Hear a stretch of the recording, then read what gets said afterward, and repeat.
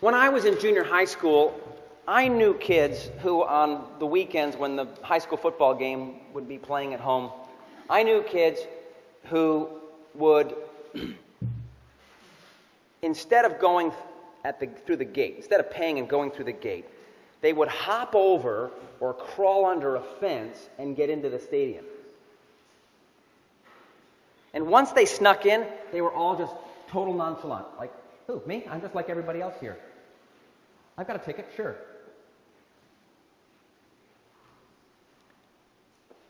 I never did that.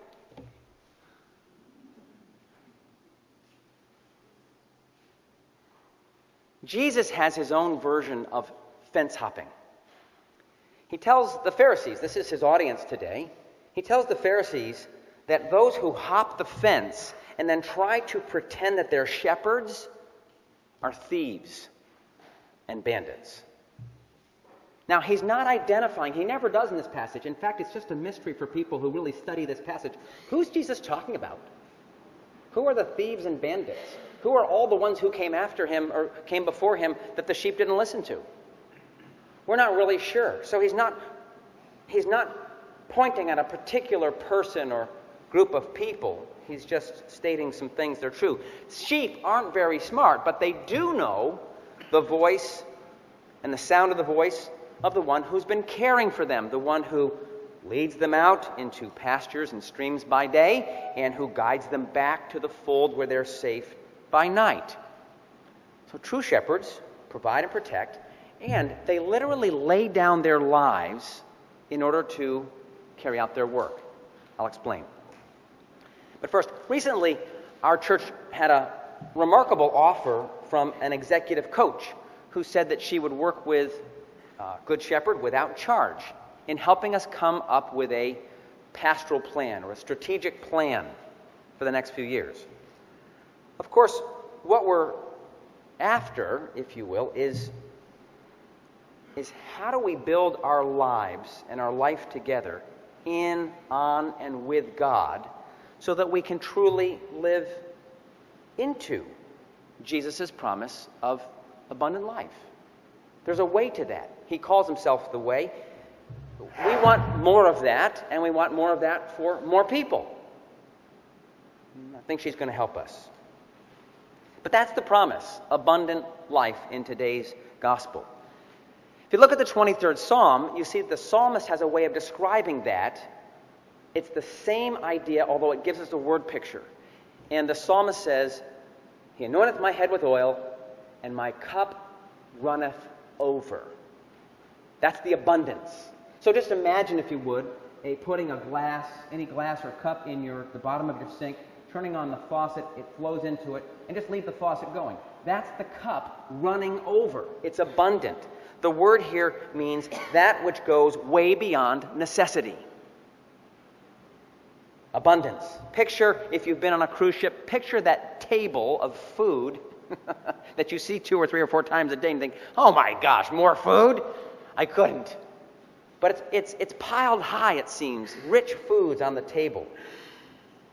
Jesus said, I came that they, and that's a plural for a flock, but certainly it means it for each individual sheep. It applies to individuals, so that you and you and you and you and I and we might share in God's true life, with blessings running over.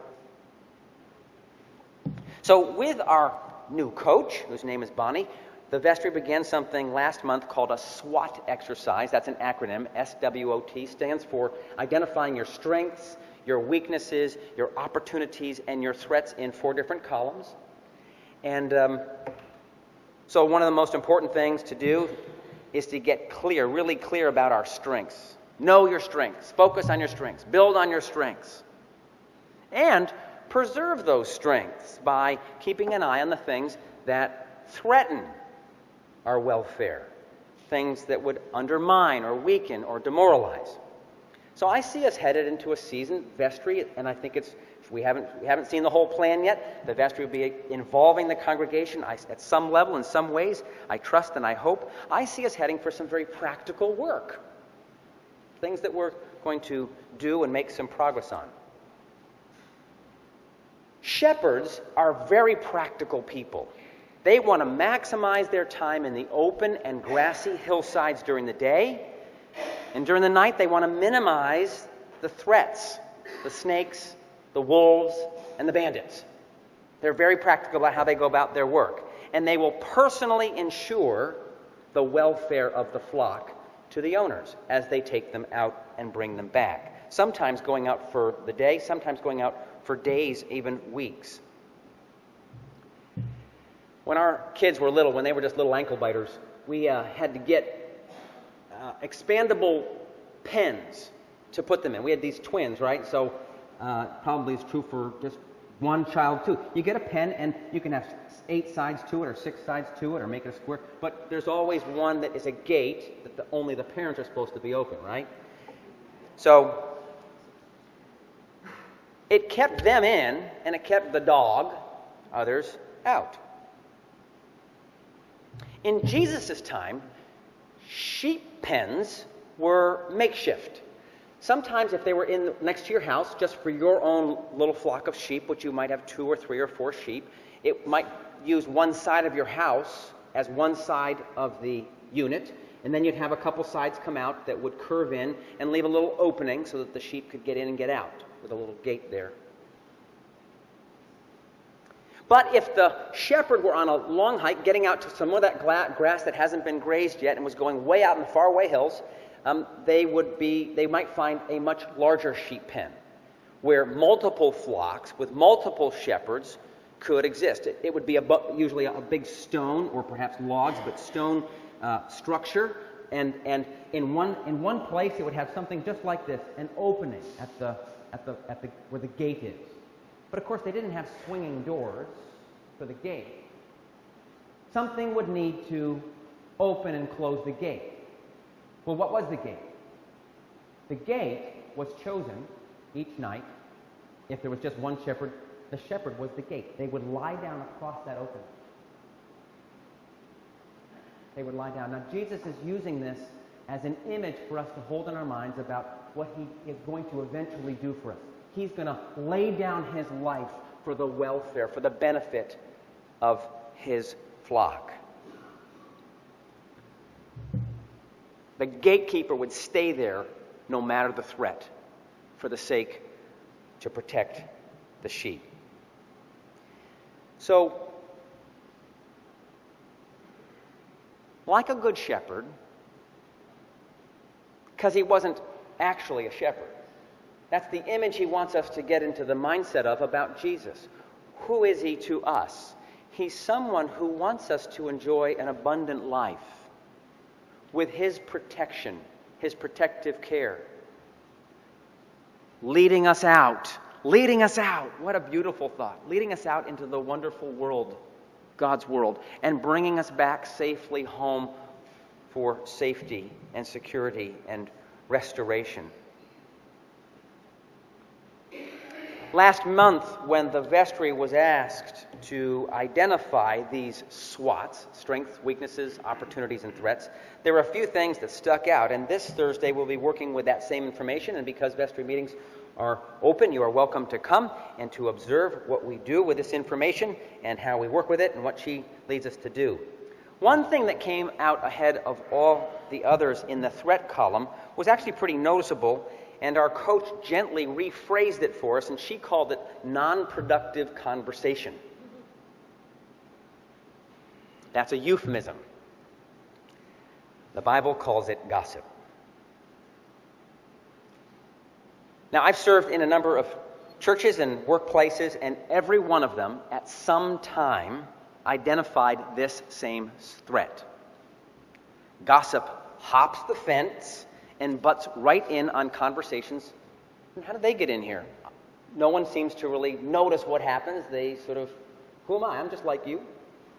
That conversation can be so much out of our mouths, coming out of our mouths, the stuff that blesses and builds up and the stuff that is kind of ugly. Listen to Romans chapter 1, where Paul puts right in the middle of a long list of no-nos. So gossip sits right in the middle of this. And some of these are really broad and nondescript, but they give a sort of an idea. Others are quite specific. Unrighteousness is the first one, quite broad. What does that mean specifically? We don't know. The next one is murder, much clearer. Then there's arrogance, deceit, greed, wickedness, gossip, slander, envy, disobedience, malice, and so on. Right in the middle of that is the evil deed of gossip. So when we gossip about our brothers and sisters, we are acting the part of imposters in the pen. Now, I phrase that pretty carefully, and there's a reason for that. Because this isn't a particular group of people who have this problem. This is behavioral, and it affects all of us. Standing in a circle and listening and nodding your head is participating. Now, there are people who have a besetting sin of gossip. They'll struggle for the rest of their lives the way other people won't. But Jesus wasn't talking about any particular individuals or groups. And because when it comes to gossip, nobody here has a clean slate. We've all been involved, and no one's immune from it in the future. Now, in my experience, in the places where gossip had become a problem, what began to turn things around was the leader calling attention to it, naming it, and at the right time and the right way, saying it's not acceptable. Now, actually, it was the vestry that, by and large, named this. I see Jesus, our good shepherd, modeling for us healthy pastoral care and protection. He wants to invite us into that, not least because non-productive talk creates us and them divisions. Us and them divisions. Local shepherds feel a duty to guard and guide their flock in very practical ways, to the point of lying down in the front of the sheep pen to keep them safe. And so that their flocks can experience that overflowing abundance of those open grassy fields and the streams and the security of the pen at night. So what's gossip and how do we deal with it? I want to make clear that this sermon is not an integral part of the process we began last month with our executive coach, Bonnie. The vestry hasn't asked me to speak on this issue. No one has. In my own preaching and praying and discerning what this congregation needs to hear, this is my reflection. So what is gossip, and how do we deal with it? Well, it's a rumor. It's a damaging, unproven, personal or private information about another person. It's damaging, unproven, personal or private information about another person. And when it's obvious, it starts out with something like this. Know what I heard? You said it. I've said it. You heard it. Did you know? But it's often much more subtle than that. But either way, gossip hurts people. It hurts them and it separates people. And it tears at the bonds of trust. And it tears down fellowship. It happens when we're anxious. It happens when we're feeling insecure. Sometimes it's a way of getting back at somebody. I don't think you and I have met a single person who hasn't participated in some form of it. It's just ugly when you really look at it. Here's a litmus test. Would you say exactly what you're saying if the person you're talking to was standing right next to you?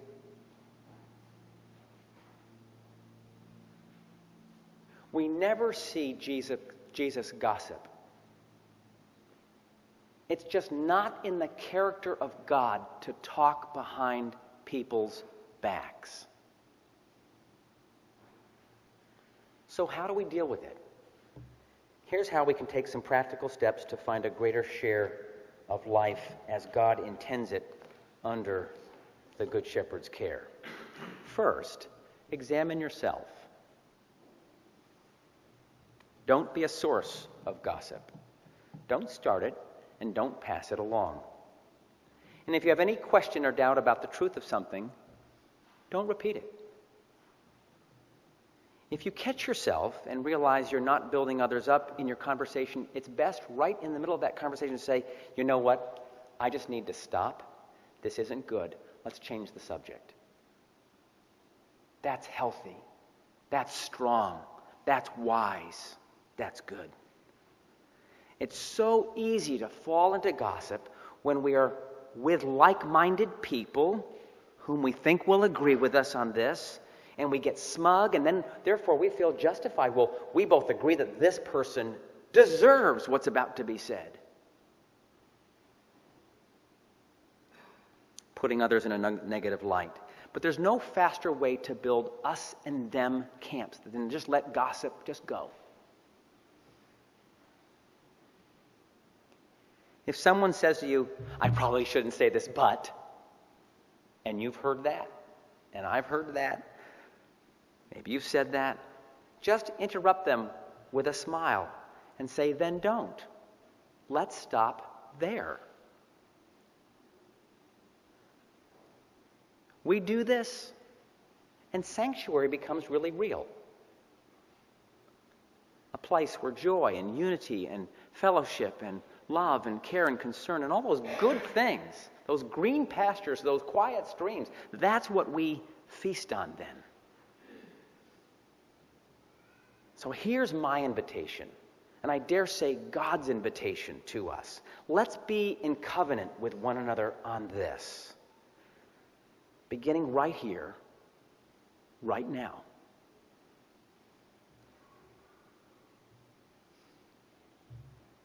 One more practical word. If you can't get a certain tidbit of gossip you've overheard out of your mind, there may be times when it's appropriate to go directly to the person who's the offender and let them know what's bothering you and ask them if they could shed light on this. Those kinds of honest, loving conversations are not easy. They take courage, but they can lead us into green pastures and pleasant streams of spiritual renewal and true sanctuary. And if you just can't get it out of your mind, and that seems like the best thing to do, I encourage you to do that, to clear the air, to understand what's true. Paul writes in Ephesians, so then, putting away all falsehood, let all of us speak the truth to our neighbors, for we are members of one another.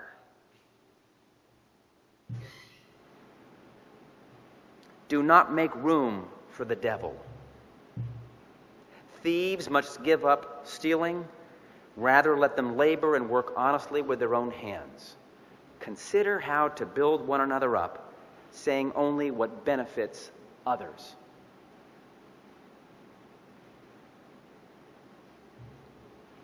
I think we've got a great opportunity before us to make some great strides here in the next few months and following.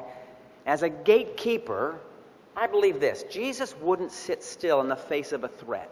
He'd do anything, including laying down his very life for us. So we need to work together on this. Sanctuary takes work.